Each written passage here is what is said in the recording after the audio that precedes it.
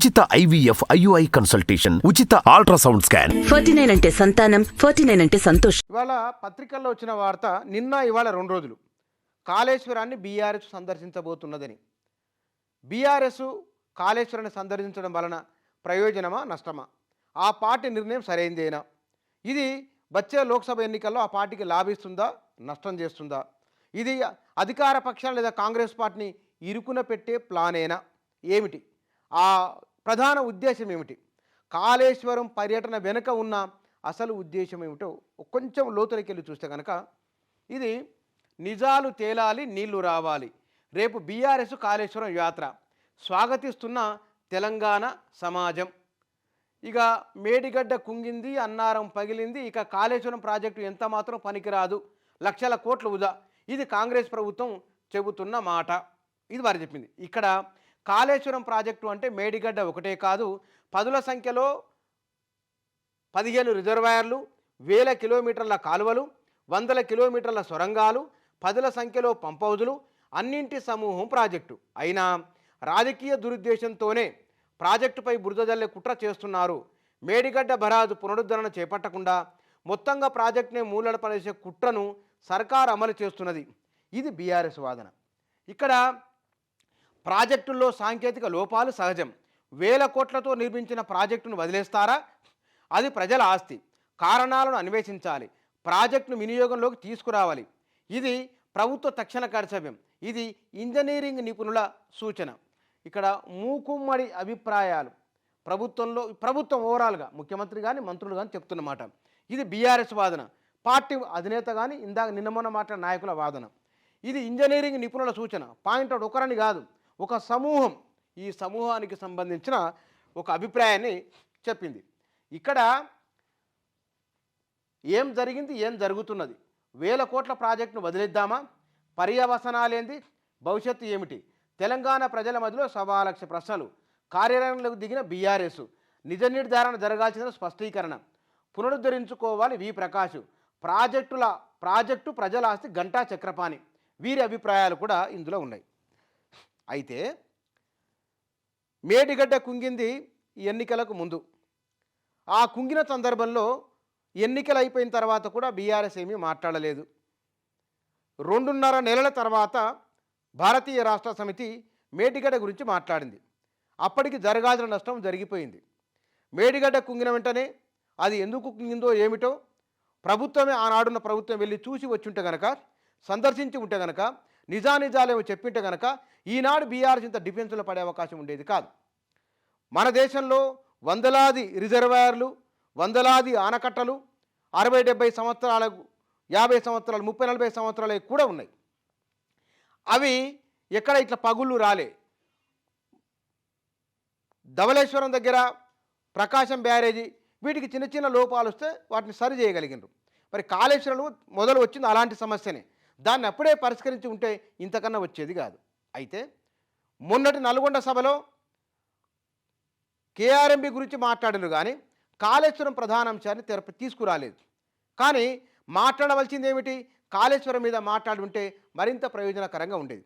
అప్పటికే వారు శ్వేతపత్రం తీసుకొని రావడము, ప్రభుత్వం అంతా అక్కడ యంత్రాంగం వెళ్ళి చూసి రావడము, దానిపైన మాట్లాడము, పోటాపోటీగా ఇద్దరు మాట్లాడుకున్నారు. కానీ కాళేశ్వరం గురించి కాంగ్రెస్ ప్రభుత్వ పెద్దలు మాట్లాడినప్పుడు బీఆర్ఎస్ కేఆర్ఎంబి గురించి మాట్లాడింది. కృష్ణా పరివాహక ప్రాంతంలో సభ నిర్వహించింది. ఇప్పుడు గోదావరి పరివాహక ప్రాంతంలో దా అంశం పైన మాట్లాడుతున్నారు. కానీ ఈ విషయం అప్పుడే మాట్లాడి ఉంటే కనుక ప్రజలకు సానుకూలమైన సంకేతం వెళ్ళి ఉండేది. ఇవాళ ముఖ్యమంత్రి, మంత్రులు, వివిధ రంగాల సంబంధించిన వారు వెళ్తున్నారు, నిపుణులు వెళ్తున్నారు, డ్యామ్ సేఫ్టీ అధికారులు, విజిలెన్స్ కమిషను, ఇట్లా నానా రకాలుగా వెళ్తున్నారు. వాస్తవానికి ఈ 2-3 నెలల నుంచి కాళేశ్వరం ప్రాజెక్టుకు సంబంధించిన వార్త లేని రోజు లేదు. అది పేపర్ అయినా సరే, టీవీ అయినా సరే. కాళేశ్వరం గురించి పాజిటివ్గానో నెగిటివ్గానో సమాజంలో చర్చ జరగని రోజు లేదు. కాబట్టి దీనికి సమాధానంగా 2.5 నెలల పాటు, ఇంకా నిర్దిష్టంగా చెప్పాలంటే కనుక 3 నెలల పాటు బీఆర్ఎస్ నుంచి స్పందన అంతంత మాత్రంగానే ఉన్నది. అంటే వారికి దానిపైన ఎట్లా స్పందించాలనో తెలియలేదా? లేకపోతే కనుక దాని గురించి మాట్లాడితే మరింత నష్టం జరుగుతుందని భావించారా? అది కాదంటే కనుక ఇది రిటైర్డ్ ఇంజనీర్ల సంఘం నాయకులు శ్యాంప్రసాద్ రెడ్డి గారు ఒక మాట అన్నారు. వారు అన్నమాట ఏంటంటే, ప్రపంచంలోనే కాళేశ్వరం తరహా ప్రాజెక్టు ఇంకొకటి లేదు. ఇంత పెద్ద లిఫ్ట్ స్కీము ఈ భూగోళంపైనే మొదటిసారి కట్టింది కాబట్టి దీనికి జరిగిన లోపం ఏమిటో అంతర్జాతీయ నిపుణులు దీన్ని అధ్యయనం చేయాలి. అప్పుడు దాని లోపాలు ఏమిటో తెలుస్తాయి. ఇది అంటే చైనాలోను మరో దేశంలో లిఫ్టులు ఉన్నాయి పెద్ద పెద్ద అని చెప్తున్నారు.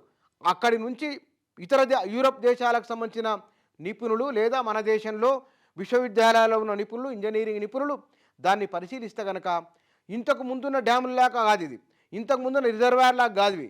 ఆనకట్టలు కట్టి 3 దశలుగా నీళ్లను వెనక్కి రివర్స్ పంపింగ్ చేయడం.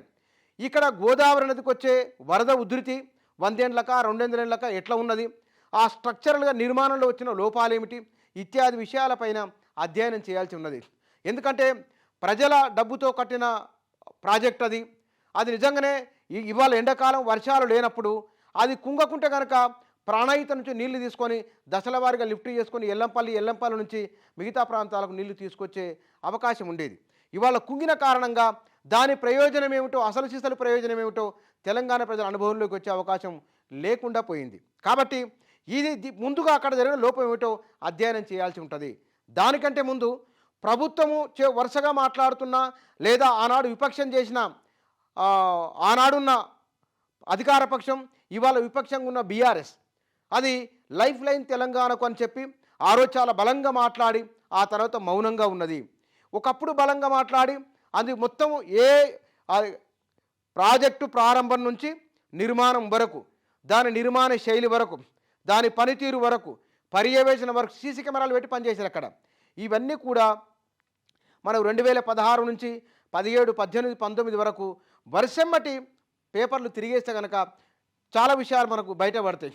అంటే ఒక పెద్ద హైప్ క్రియేట్ అయింది కాళేశ్వరం ప్రాజెక్టు గురించి. అంటే కేసీఆర్ ఇంజనీరింగు రీడిజైను చేసిన వాటిల్లో ఇక్కడ కృష్ణానది పైన పాలమూరు రంగారెడ్డి, గోదావరి పైన తుమ్మిడిహేట్ నుంచి కిందికి మార్చి మేడిగడ్డ, అది కాళేశ్వరం. కాళేశ్వరం పైన ఇంతకు ముందే స్పందించి ఉంటే బాగుండేది. ఇంజనీరింగు రీడిజైను ఎట్లా సరైందో ప్రజలకు కేసీఆర్ చెప్తే మరింత బాగుండేది. కాబట్టి కేసీఆర్ దానిపైన స్పందించాలి.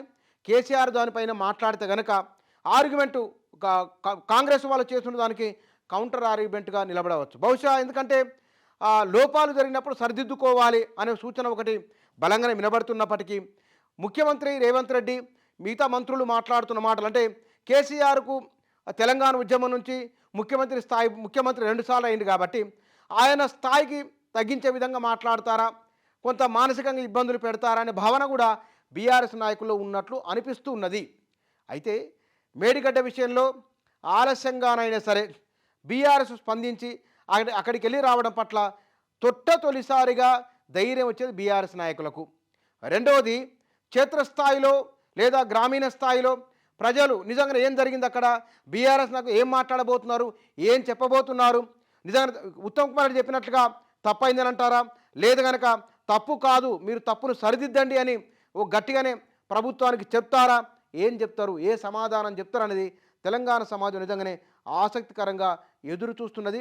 మేడిగడ్డ సందర్శన తర్వాత కాళేశ్వరం ప్రాజెక్టును వివిధ అన్నీ ఎక్కడెక్కడ మొత్తం తిరుగుతామని చెప్తున్నారు. తిరిగిన తర్వాత మీరు చెప్పే జవాబు ఏమిటి అనేది ఇప్పుడు అందరూ ఎదురు చూస్తున్నది. అందరూ మెదళ్ళలో ఉన్న ప్రశ్న ఇది.